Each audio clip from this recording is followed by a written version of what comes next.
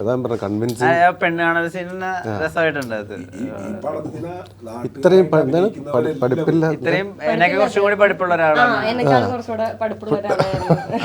അപ്പൊ ലുക്ക് പറയുന്ന ഉത്തരവ് നന്നുണ്ട്. എനിക്കാദ്യം മനസ്സിലായില്ലായിരുന്നു, പിന്നെയാണ് എനിക്ക് മനസ്സിലായത് ഹൈറ്റ് എത്രയാണെന്ന്. പിന്നെ കുറെ ആർട്ടിസ്റ്റുകളുണ്ട് നമ്മൾ ഈ തർക്കം നടക്കുന്നിടത്ത് ഗ്രാമീണ, അപ്പൊ അതെല്ലാം അതായിരുന്നു സിനിമയുടെ ശരിക്കുള്ള എനർജി. ഇതിനകത്ത് അങ്ങനെ ജൂനിയർ സീനിയർ പരിപാടി എല്ലാ ആർട്ടിസ്റ്റുകളാണ്, എല്ലാവരും ആർട്ടിസ്റ്റുകളാണ്. 100 നിൽക്കുന്നുണ്ടെങ്കിൽ 100 ആർട്ടിസ്റ്റുകളാണ്. അമ്മാതിരി പടങ്ങളും പറയും. നമ്മുടെ ഈ ആട്ടത്തിനും അല്ലെങ്കിൽ അരപ്പെട്ട കെട്ടിനത്തിനൊക്കെ ഉണ്ടല്ലോ പ്രത്യേകത, എല്ലാവരും അതിൽ ഈക്വലി ഇമ്പോർട്ടന്റ് ആണ്. ഇപ്പൊ അപ്പൊ ആട്ടത്തിൽ വിനയ് ഫോർട്ട് ഉണ്ടെങ്കിൽ അല്ലെങ്കിൽ അരപ്പെട്ട കെട്ടിനത്തിൽ ശ്രീമമുക്ക് ഉണ്ടെങ്കിലൊക്കെ പോലും എല്ലാ ക്യാരക്ടേഴ്സും ഒരേപോലെ ഇമ്പോർട്ടന്റ്. ആ ഒരു ശ്രേണി വേരുള്ള എല്ലാവർക്കും വേരുണ്ട്. ക്യാരക്ടേഴ്സാണ്, നല്ല നടന്മാരുമാണ്. അപ്പൊ എല്ലാ കഥാപാത്രങ്ങളും തമ്മിൽ കൃത്യമായ കണക്ഷൻസിന്റെ റിഫ്ലക്ഷൻ ആണ് ഇവിടെ നടക്കുന്നത്. ഈ തർക്കപ്പുണ്ടായതാ. ഓക്കെ. പരിപാടി ഇടിയൻ ചന്തുവിലത്തെ റോളിന് വേണ്ടി ഒരുപാട് പ്രിപ്പയർ ചെയ്തു, ഒരുപാട് എഫേർട്ട് എടുത്തു. ആ സിനിമ എന്തുകൊണ്ടോ അതിന്റെ വിധി അത്ര നന്നായിട്ടല്ല വന്നത്. അതിൽ നിന്ന് പഠിച്ച കാര്യങ്ങളൊക്കെ പിന്നീട് ഇനിയിപ്പോ ഒരു out and out action cinema വന്നാൽ ഉപയോഗിക്കാം, അങ്ങനത്തെ കോൺഫിഡൻസ് ഉണ്ടോ? അതെന്തായാലും പറ്റും. അത് നമുക്കൊരു അത് കഴിഞ്ഞിട്ട് ആരോ തല്ലി തീർത്തതാ പറയുന്നത്.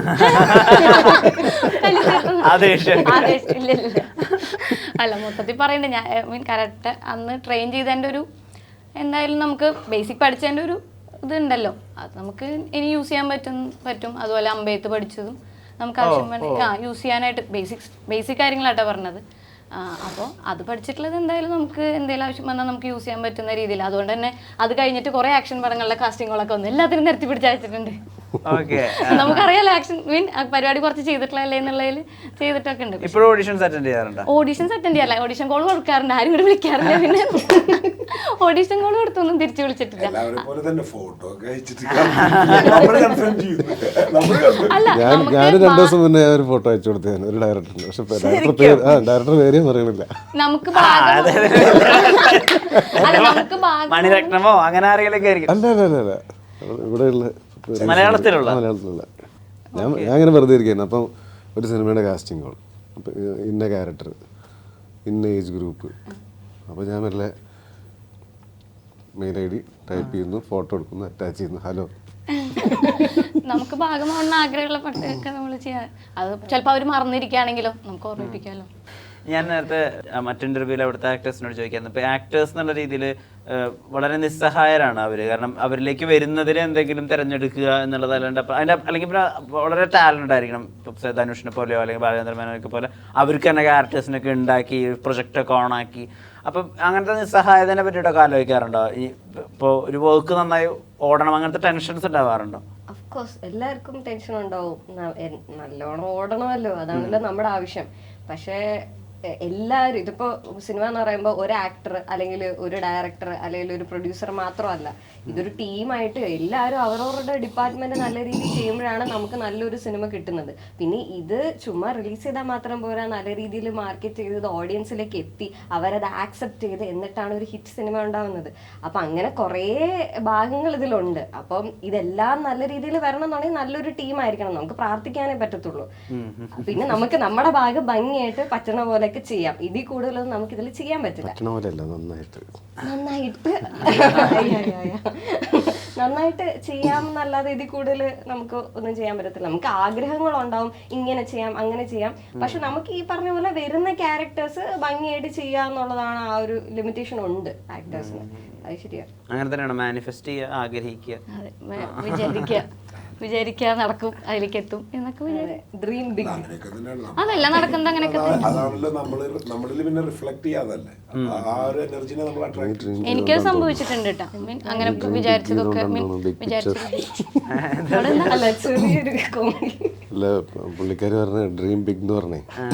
ഞാൻ പറഞ്ഞു നീ ഡ്രീം ബിഗ് അല്ല, ഡ്രീം ബിഗ് എന്ന് പറഞ്ഞുകൊണ്ടാണെന്ന് തോന്നുന്നു ബിഗ് പിക്ചേഴ്സ് ഇത് പ്രൊഡ്യൂസ് ചെയ്തത്.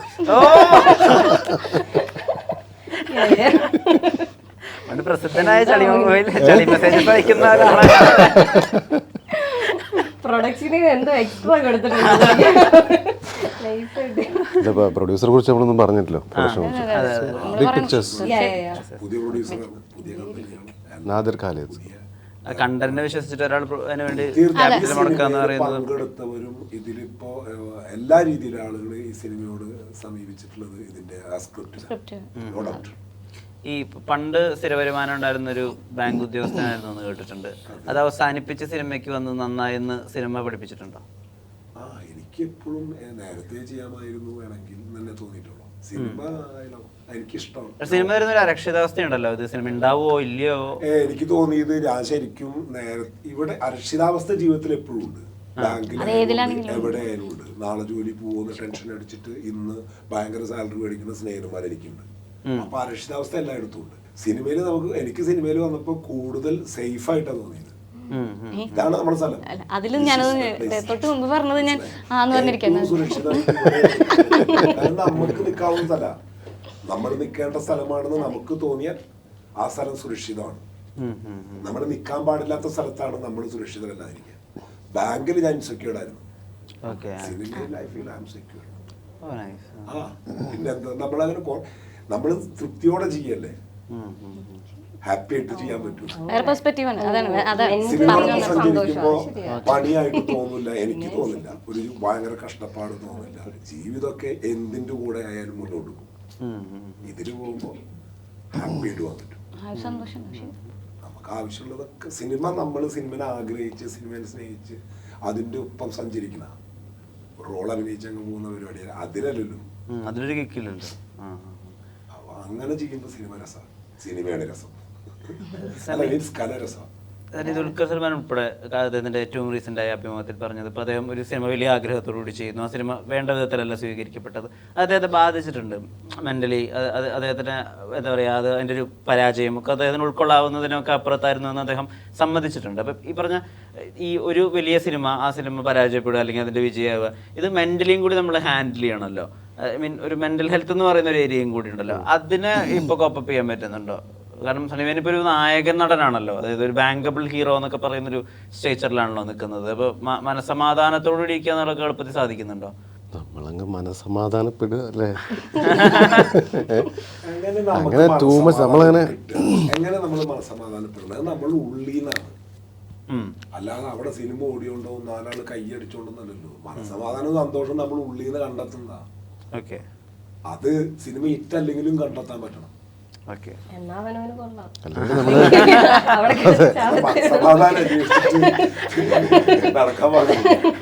അല്ലെങ്കിൽ ഡെസ്പറേറ്റ് ആയി, പിന്നെ ഡിപ്രഷനായി എപ്പോ കാണുമ്പോഴും ഇങ്ങനെയല്ലേ സണ്ണി? അതെ അതെ അതെ, ഹാപ്പി ആയിട്ട് പോകാൻ പറ്റണോണ്ടല്ലോ.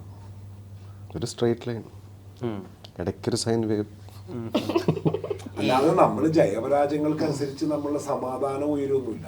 ചിലപ്പോ സന്തോഷാണെന്ന് തോന്നുള്ളൂ. സമാധാനം എപ്പോഴായാലും കിട്ടേണ്ടത് ഉള്ളിൽ നിന്നാണ്. ജയിച്ചോണ്ട് സമാധാനം ഉണ്ടാവുമോ? ഇല്ല.